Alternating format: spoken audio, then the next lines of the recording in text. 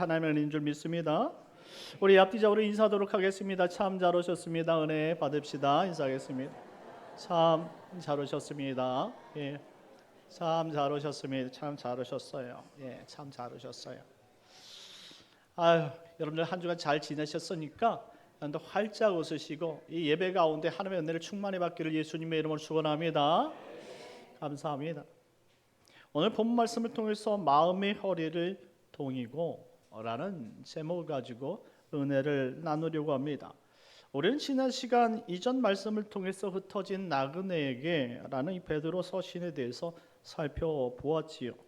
베드로가 왜 흩어진 나그네 된 이 디아스포라 기독교인들에게 서신서를 보내게 되었을까요? 다 이유가 있지 않았겠습니까? AD 64년경 로마 대화재의 발생이 바로 이 서신서를 보내게 되어진 이유라고 생각이 됩니다. 당시 로마 황제였던 네로가 이 기독교인들을 이 로마 대화재의 방화범으로 지목을 했습니다. 결국 어떻게 됐습니까? 이 로마 내 이 기독교인들이 예수를 믿는다는 이유만으로 이 원형 경기장으로 보내져서 맹수들의 이 맨몸으로 맹수들과 싸움을 감당해야 됐습니다. 그리고 기독교인들이란 이유만으로 이 산채로 잡아다 풀집을 두르고 기름을 뿌려서 이 거기다 불을 붙여서 이 거리의 등불과 파티의 등불로 사용되었다라고 말하고 있습니다. 이 얼마나 끔찍한 이야기입니까? 예수를 믿기 때문에 이와 같은 핍박과 환난이 도래한 거예요. 이와 같은 상황이 언제까지 계속적으로 이어졌느냐? AD 303년 콘스탄티누스 이 황제가 기독교를 공인하기까지, 한마디로 AD 64년 내로부터 시작해서 303년 콘스탄티누스 황제까지 약 250년간 지속되었다라고 설명합니다. 사람이 작은 눈명을 써도 몹시 억울한데 이 로마라는 거대한 도시를 태운 방화범이라고, 그래서 핍박과 환난을 주어서 제국의 반역자처럼 대하는 이런 큰 누명을 씌우니 얼마나 기독교인들이 황량하고 억울하겠습니까? 그런 상황 속에서 자신의 신앙을 지킨다는 것은요, 일사각오가 없으면 절대 불가능했던 것이죠. 우리가 알다시피 지난 코로나19 시대 몇 년 동안 우리 기독교에 얼마나 많은 아픔들이 있었습니까? 자신의 건강을 지킨다는 이유만으로 많은 사람들이 교회를 떠났어요. 그리고 그 가운데 일부는 아직도 돌아오지 않고 있다 이 말입니다. 그럼에도 불구하고 이와 같이 기독교 핍박을 당하고 있는 그런 상황 속에서 자신의 신앙을 지키는 기독교인들이라면 얼마나 두렵고 떨리겠느냐 이 말입니다. 그래서 베드로는 이 기독교 내의 사도의 어른으로서 당연히 이 히브리인들에게, 특별히 예수를 믿는 디아스포라들에게, 그들에게 위로와 격려의 편지를 보내야 했던 것이죠. 그래서 편지의 서두에 이 하나님의 복을 세 가지 언급하게 된 것이죠. 그것이 바로 첫째, 세상은 썩으나 하나님의 복은 썩지 않는 복이다. 둘째, 세상은 죄로 점철됐으나 하나님의 복은 정결하고 온전한 것이다. 셋째, 세상은 유한하나 하나님의 복은 영원하다라는 사실을 꼭 기억하라라고 기록했던 것입니다. 그러니 지금 기독교인들에게 주어진 잠깐의 시험 핍박은 장차 그리스도 예수께서 나타나실 그때에 그분으로부터 받을 칭찬과 영광과 존귀를 위한 단초가 되는 것이다, 밑거름이다라고 가르쳤습니다. 그렇습니다. 우리가 믿음으로 지켜내는 신앙은 결국 하나님께서 우리를 축복하실 일들이라는 사실을 기억하시기 바랍니다. 그러니 이 땅을 믿음으로 살기 위해 나그네로서 자신의 집에 도착하기 위해 열심히 살아가는 성도들은 서로의 마음을 이해해주고 그리스도인들끼리 서로 격려해 주어야 하며 마지막 도착할 때까지 응원해 주어야 되는 참된 사랑을 행하여야 한다는 사실을 기록하고 있는 것입니다. 그 말씀이 바로 오늘 본문 말씀입니다. 13절 말씀 다 같이 한번 읽어보도록 하겠습니다. 시작. 그러므로 너희 마음의 허리를 동이고 근신하여 예수 그리스도께서 나타나실 때에 너희에게 가져다 주실 은혜를 온전히 바랄지어다. 아멘. 그러니 이어서 말씀하는 이 베드로의 이 문장, 너희의 마음에 허리를 동이고 근신하고 그리스도께서 가져다 주실 은혜를 온전히 바라라, 이란 이 문장을 우리 마음속에 새겨 넣어야 한다는 말이에요. 베드로는 나그네 된 기독교인들에게 이 본문 말씀을 통해서 세 가지 동사를 사용했어요. 한번 다시 띄워주시기 바랍니다. 여기 읽어보면 첫째로 너희 마음의 허리를 동이라 라고 말씀하고 있습니다. 이 동이다 라는 단어가 아나조사 메노이라는 단어인데요, 준비해야 한다라는 의미를 가지고 있어요. 무엇을 준비해야 되느냐? 바로 마음의 허리를 동이는 그러한 신앙을 준비해야 된다라는 말이에요. 여러분들 마음의 허리가 있습니까? 여러분들 마음의 허리가 있습니까? 비록 마음의 허리는 없지만 한마디로 말세의 신앙을 준비해야 된다는 그런 표현이에요. 이는 이 땅을 억척스럽게 다짐하며 신앙인들은 살아가야 되는 그런 책임과 의무가 있다는 사실을 전제하는 것입니다. 그래서 이 베드로는 이 두 번째 문장 동사로 이 근신하라라고 말하고 있습니다. 이 근신하다라는 단어가 네폰테스인데요, 이 네폰테스는 술 취하지 않다, 정신 차리다라는 말입니다. 당시 사도들은 이 기독교인들에게 계속적으로 이와 같은 주문을 합니다. 술 취하지 말라, 술 취하지 말라, 술 취하지 말라. 이유가 무엇일까요? 이유는 두 가지 정도 되는데, 첫째는 마지막 때를 사는 이들에게 아무리 강조해도 아깝지 않은 이야기가 바로 술 취하지 말라라는 말입니다. 둘째로는 사도들이 강조한 이유 가운데 가장 큰 이유인데, 술이 사람을 방탕하게 만들기 때문이다라는 것입니다. 그런데 희한하죠? 요새 근래에 들어와서 많은 사람들이 이와 같은 술 취하지 말라라는 이야기를 언급할 때에 이 술 얘기만 나오면 유독 방어하려는 분들이 많아졌다라는 것입니다. 그래서 오늘 이참에 우리 이 시간에 우리 젊은 분들도 계시고 이 과거에 상당히 약주를 좋아하셨던 분들이 있었으니까 확실히 성경적으로 왜 술 취하지 말라, 이것이 방탕한 것이고 죄가 되는지를 살펴보려고 합니다. 아마 이 베드로 역시 이와 같은 관점에서 이 글을 메시지로 서신서로 보냈다라고 저는 확신합니다. 에베소서 5장 18절 말씀을 먼저 읽어보도록 하겠습니다. 시작. 술 취하지 말라. 이는 방탕한 것이니 오직 성령으로 충만함을 받으라. 아멘. 이것은 사도 바울 개인 이야기가 아닙니다. 성령으로 받은 주의 메시지라는 사실이죠. 하나님의 말씀은 이 술 취하는 것이 방탕하는 것이다 라고 설명하고 있습니다. 이 방탕하다를 사전적 의미로 찾아보면 주색 잡기에 빠져 행실이 잘못됐다, 이런 의미를 가지고 있습니다. 주색 잡기에 빠진다라는 것이 무슨 말인 줄 아십니까? 절제를 못한다, 음란하다, 음탕하다, 이런 의미를 가지고 있습니다. 왜 사도들이 성도들에게 술 취하지 말라라고 그토록 가르치고 강조했는지를 이해할 수 있는 문장인 거예요. 술은 모두가 기독교인들에게 있어서 도덕적, 윤리적 타락과 연결되어 있다라는 사실입니다. 그러니 우리가 그냥 술을 마시는 것은 문화의 차원을 넘고 그 기호의 차이를 넘어서 죄와 연결되고 있다는 사실을 우리가 관점적으로 찾아보아야 된다는 것이죠. 기독교인들은 하나님 앞에 성별된 사람임을 믿으시기 바랍니다.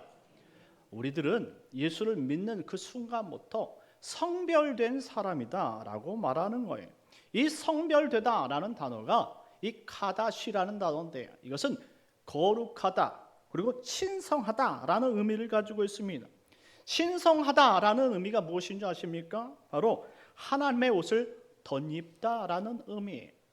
한마디로 우리가 영접하고 예수를 믿음으로 말미암아 하나님의 거룩한 의가 우리의 인생을 덮은 줄 믿으시기 바랍니다.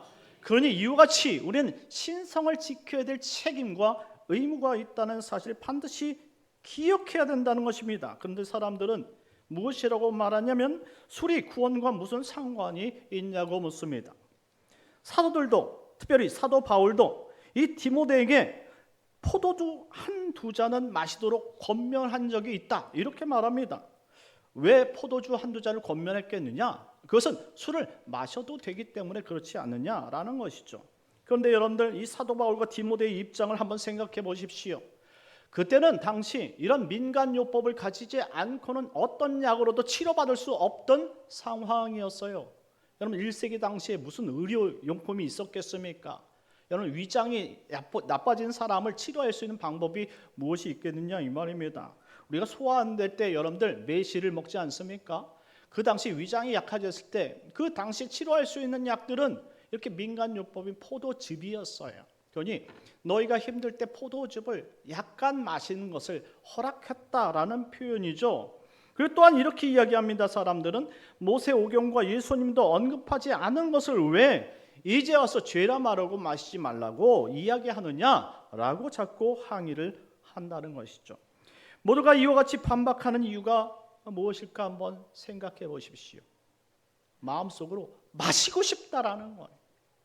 마시고 싶은데 왜 먹지 못하게 하느냐? 그런 정말로 인간의 이 욕심과 그리고 욕정의 마음이 자꾸 갈구하고 있는 것을 지금 대신해서 그와 같이 말하는 것이죠. 물론 어떤 이들은 성경용 말씀을 통해 확답을 받고 싶은 분들이 있을 겁니다. 왜냐하면 이것은 마시는 것을 떠나서 내가 무엇인가 말씀에 근거해서 마시지 말아야 될 합당한 이유를 찾아야 된다는 것이죠. 얼마나 합당합니까? 그래서 술을 마시지 말라는 명확한 성경 구절로 증명해 달라라고 설명하는 분들도 있어요.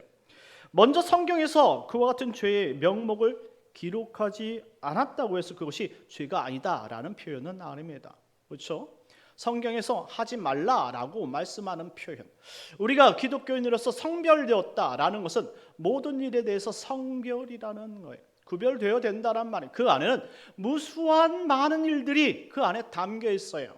그러니 내 뜻으로 우리가 성별하는 것이 아니라 하나님의 거룩으로 우리가 정말로 마땅히 할 수 있는 것이지만 그것을 참아냄으로 거룩함을 유지하는 것을 성별이라고 말하는 것입니다.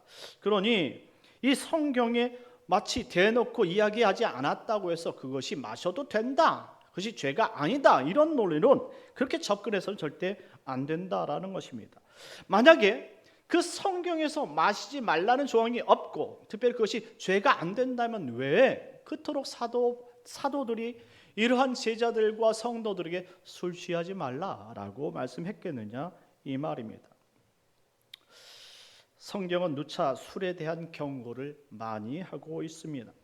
성경에서 술에 대한 기록이 언제부터 기록된 줄 아십니까? 바로 이 창세기 9장 20절부터예요. 그때는 바로 노아가 방주에서 나와서 이 포도 농사를 짓기부터 시작했을 때부터입니다. 그때 창세기 9장 21절 말씀에 보니까 포도주를 마시고 취하여 그 장막 안에서 노아가 벌거벗고 잤다라고 표현하고 있습니다. 그것을 성경은 지금 죄라고 표현하지는 않아요. 왜냐하면 이 농작물이고 그의 첫 농사였기 때문입니다. 하지만 노아의 이 술 취함이 결과적으로 어떤 결과를 가지고 오는가, 그것이 바로 우리가 봐야 될 관점 아니겠습니까? 먼저 노아의 벌거벗은 몸을 자녀들이 보았습니다. 그리고 자녀들이 해서는 안 될 음담패설로 이 노아를 괴롭히기 시작했어요. 노아가 깨었을 때는 이와 같은 음담패설, 그것을 듣고 나서 너무나 불쾌했던 거예요. 당시 아버지와 아들은 이 격이 달랐어요.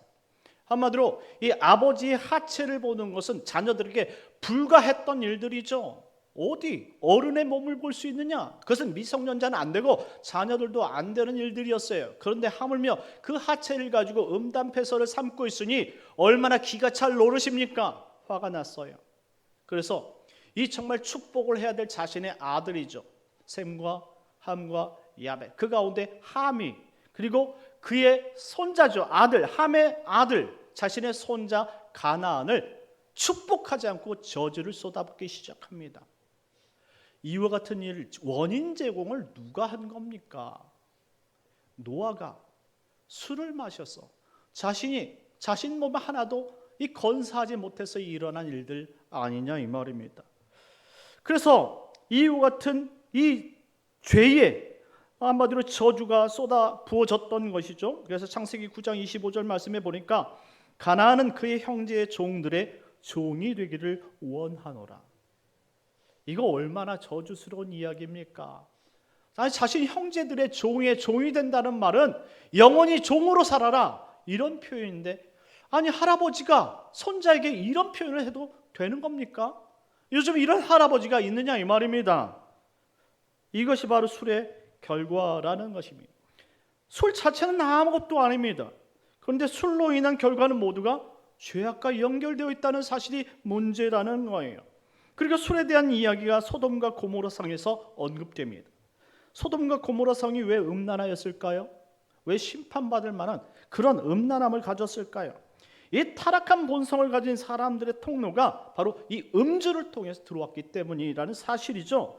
잠언서 23장 29절에서 30절 말씀인데요, 우리 다 같이 한번 읽겠습니다. 시작. 재앙이 네게 있느뇨, 근심이 네게 있느뇨, 분쟁이 네게 있느뇨, 원방이 네게 있느뇨, 까닭 없는 상처가 네게 있느뇨, 붉은 눈이 네게 있느뇨, 술에 잠긴 자에게 있고 혼합한 술을 구하러 다니는 자에게 있느니라. 아멘. 재앙이 누구에게 있고 근심이 누구에게 있고 분쟁이 원망이 까닭 없는 상처가 그리고 붉은 눈이 누구에게 있느냐? 그래서 바로 술 마신 사람들에게 있지 않느냐? 그것이 원인이다 라고 표현하고 있습니다. 하나님께서 타락한 소돔과 고모라 성을 불로 심판하셨지요. 거기서 살아남은 사람이 누굽니까? 롯과 두 딸들입니다. 이 롯과 두 딸들이 나중에 어떻게 됩니까? 죄악을 범하게 되죠. 이 두 딸이 자신의 이 아이를 갖기 위해서 아버지에게 술을 마시게 하는 것이죠. 술을 된통 마시고 취한 이 롯은 그의 두 딸과 하룻밤을 보내게 됩니다. 그래서 결과적으로 두 딸이 다 임신하게 되죠. 이렇게 낳은 아들이 바로 모압과 암몬의 조상이 되었다라고 성경은 말합니다. 하나님은 이렇게 죄로 낳은 아들을 어떻게 평가하실까 이 말입니다. 신명기 23장 3절 말씀에 보면 그렇게 낳은 암몬 사람과 모압 사람은 여호와의 총에 들어오지 못하리니 그들에게 속한 자는 10대뿐 아니라 영원히 여호와의 총회에 들어오지 못하리라. 한마디로 저주를 선언했던 거예요.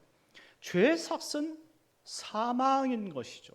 결국 술은 아무것도 아니나 그것을 맞은 인간들에겐 다 모두가 죄로 연결되고 있다는 것입니다.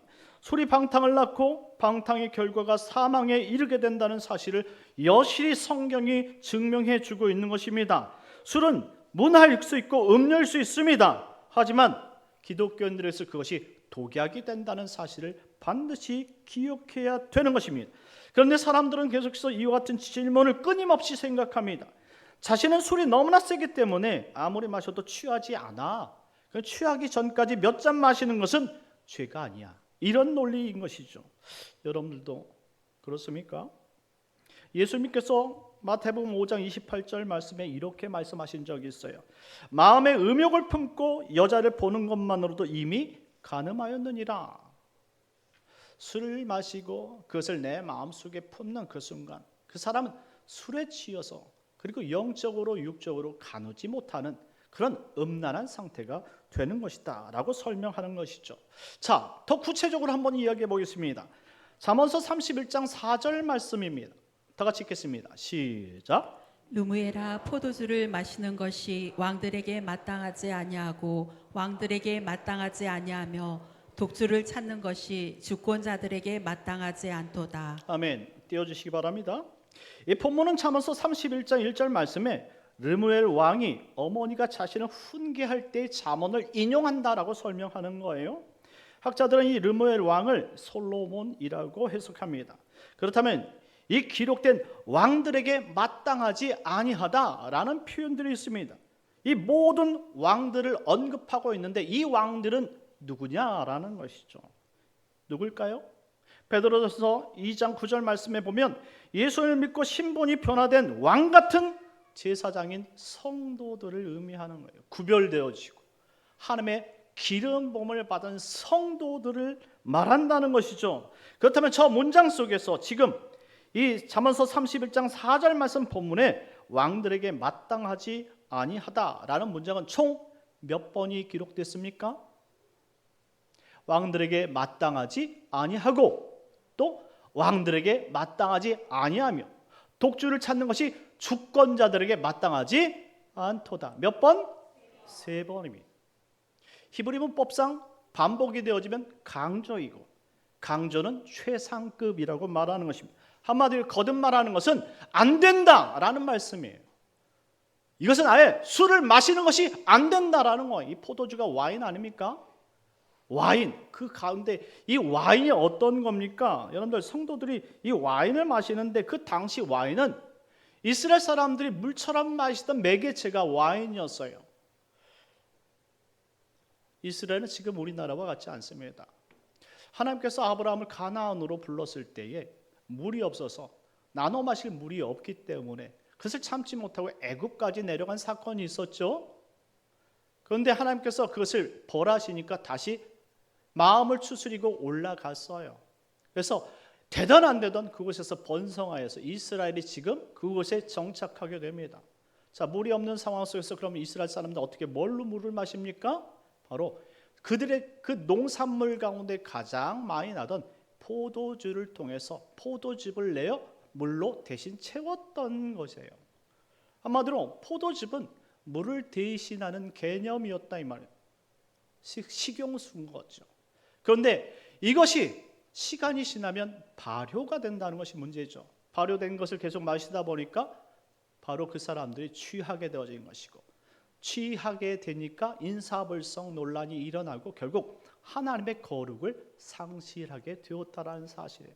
물을 마셔야 되니까 포도즙을 마시는 것에 대해서는 용인되지만 그것을 해서 취하는 것은 안 된다. 이게 무슨 말입니까? 술은 마시는 것이 아니다라는 것이에요. 우리나라 상황은 과거 지중해에 있는 이 연안의 중동 지역과 달라요. 우리는 물이 어디든 가든 다 마실 수 있습니다. 서울에서도 여러분들 얼마나 물이 깨끗하면 수돗물을 틀어서 바로 마셔도 된다라고 아리수 선전을 하지 않습니까? 여러분들 제주도 가니까 제주도에서 나오는 모든 물은 다 삼다수라고 이야기하더라고요. 우리는 물만 틀면 마실 수 있는 거예요. 그런데 이와 같은 술을 마시는 것이 우리에게 용납되어지는 그런 문화가 아니고 특별히 죄라는 사실을 이야기해주고 있는 것입니다. 그래서 하나님께서는 출애굽기 19장 6절 말씀에 너희가 내게 대하여 제사장 나라가 되며 거룩한 백성이 되리라. 너는 이 말을 이스라엘 자손에게 전할지니라 라고 강력하게 말씀하셨던 것입니다. 거룩한 백성이 되리라. 이 거룩한 백성, 카도시, 성별된 백성이는 하나님의 은혜를 덧입고 하나님의 말씀으로만 사는 백성들이 되었다는 사실을 너희가 잊어서는 안 된다라는 거예요. 그러니 오늘 베드로도 이와 같은 말씀을 가르치는 것입니다. 14절 15절 말씀인데요. 우리 다 같이 한번 읽어보겠습니다. 14절 15절 저기까지 16절이 되어 있는데요. 14절 15절 다 같이 읽겠습니다. 시작. 너희가 순종하는 자식처럼 전에 알지 못할 때에 따르던 너희 사욕을 본받지 말고 오직 너희를 부르신 거룩한 이처럼 너희도 모든 행실에 거룩한 자가 되라. 여기까지요. 좋습니다. 자, 너희가 순종하는 자식처럼 전에 알지 못할 때에 이 무슨 말입니까? 한마디로 예수를 믿기 이전에 따르던 너희 사욕을 본받지 말라라고 말합니다. 여기 14절부터 16절까지 사용되어진 모든 동사들은 다 명령형으로 되어 있습니다. 안 된다라는 뜻을 가지고 있는 거예요. 자, 사욕이란 단어가 뭡니까? 이 에피디미아이스란 단어인데요. 육체의 충동, 욕망을 말하는 거예요. 육체의 충동을 하고 욕망을 갖게 하는 모든 탄초되어지는 그러한 문화들은 삼가라 이런 표현이에요. 거기에다가 15절 말씀에 뭐라고 말합니까? 오직 너희를 부르신 거룩한 이처럼 그가 그리스도이죠. 너희도 모든 행실에 거룩한 자가 되라 라고 말해요. 모든 행실에. 한마디로 술 마시는 것까지 우리 일상의 모든 것까지 하나님께서 원치 않는다는 것은 행하지 말라 이런 설명인 것입니다. 믿으시기 바랍니다. 그리고 16절 말씀에 이렇게 말합니다. 다 같이 읽겠습니다. 시작. 기록되었으되 내가 거룩하니 너희도 거룩할지어다 하셨느니라. 아멘. 이는 구약의 율법 말씀을 그대로 인용한 거죠. 너희가 성별되었다라는 거예요. 내가 거룩한 것처럼 너희도 거룩한 옷으로 덧입었다라는 것입니다. 그래서 사욕을 쫓지 말고 하나님 뜻대로 사는 것이 하나님의 소원이고 하나님의 뜻이다. 이런 설명을 한 것입니다. 그러니 무분별하지 마십시오. 여러분들 성경에 기록이 안 된 것이 아니라 기록이 되어 있지만 여러분들이 눈을 감고 찾고 싶지 않았던 것이지요. 그러니 한두 잔쯤 마시는 것 괜찮지 않냐? 아니에요. 죄입니다. 그 모든 것들은 여러분 육체의 타락으로 이루어졌고 여러분 무분별한 그런 성적 생활로 이어졌다 이 말이죠. 그러니 주의하자 이 말입니다. 마시지 말자 이 말입니다.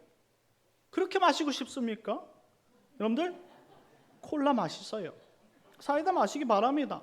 왜 꼭 고기 음식점 가가지고 여러분들 꼭 사이다, 콜라, 거기다 소주를 왜 꼭 맥주를 갖다가 집어넣습니까? 그렇게 마시고 싶으시면 사이다, 콜라 드셔요. 그리고 다시 본문 13절 말씀으로 가보도록 하겠습니다. 셋째 동사가 바로 바랄지어다. 마지막 동사죠. 엘피사테. 이는 명령형이면 너희는 소망을 두어야 한다. 이런 문장이에요.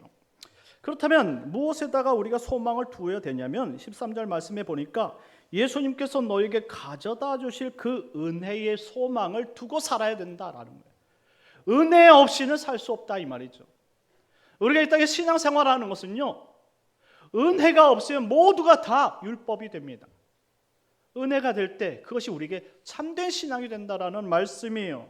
그러니 우리가 천국에 들어갈 때까지 이 은혜를 잃으면 다 딱딱한 거예요. 다 하고 싶지 않은 거예요. 그럼 인생을 무슨 낙으로 살아? 이렇게 이야기합니다. 나 이래서 기독교인 되기 싫었단 말이야. 이렇게 얘기를 해요. 진짜 은혜를 알면 이것이 너무나 감사하고 위대한 일인데, 아니 술 때문에, 아니 다른 기타 여가 생활 때문에 우리가 생활하는 이 모든 것들을 한마디로 다 매도해 버리니 얼마나 어리석고 안타까운 표현이냐 이 말입니다. 그러니 우리는 천국에 들어가기까지 억척스럽게 우리의 믿음을 지켜야 되는 것 아니냐 이 말입니다. 이것이 바로 마음의 허리를 동이라는 뜻입니다.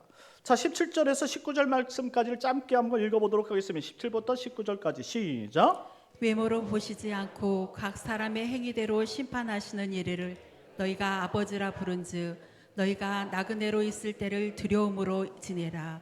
너희가 알거니와 너희 조상이 물려준 헛된 행실에서 대속함을 받은 것은 은이나 금같이 없어질 것으로 된 것이 아니요 오직 흠없고 점없는 어린 양 같은 그리스도의 보배로운 피로 된 것이니라. 아멘.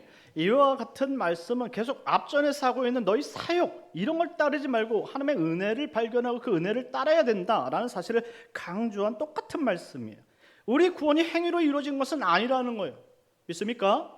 행위로 이루어진 것은 아닙니다. 그래서 18절 말씀에 보니까 너희 선조들이 열심히 율법을 지켜야 했지만 그거로 구원받은 것이 절대 아니라는 거예요. 그러면 무엇으로 구원받았냐? 19절 말씀에 보니까 오직 예수 그리스도의 보배로운 피로 우리가 구원을 받았다라고 확정지어 말씀합니다. 믿으시기 바랍니다. 그런데 왜 우리가 다시 17절 말씀에 보니까 외모로 보시지 않고 각 사람의 행위대로 심판하시느니 이게 뭡니까?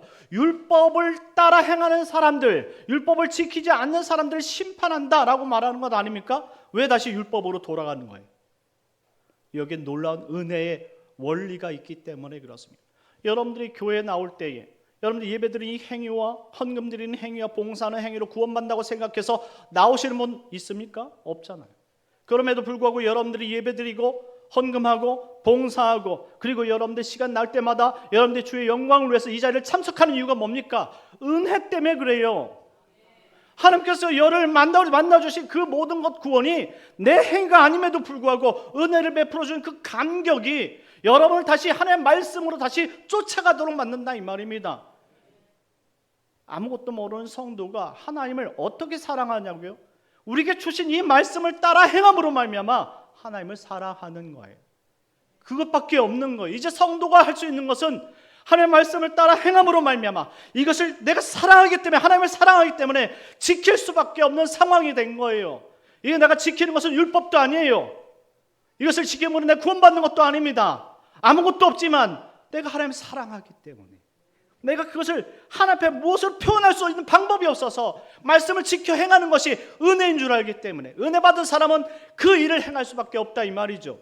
그러니 이와 같은 은혜가 말씀이 가득 찰 때 그 은혜가 풍성한 사람들은 더 수준 높은 확실하게 믿음의 가치를 알고 합당한 신앙생활을 하게 되는 것 아니냐 이 말입니다.